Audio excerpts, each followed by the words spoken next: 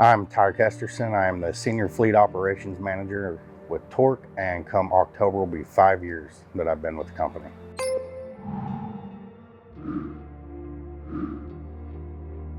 I oversee the operations throughout Texas on public roads and closed course.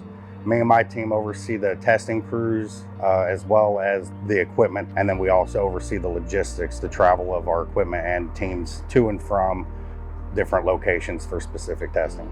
My team is valuable in this asset, is the fact that we're the team that's on the road inside these trucks while we're testing them, whether it's on closed course or public roads. So we get the firsthand experience on how these trucks behave.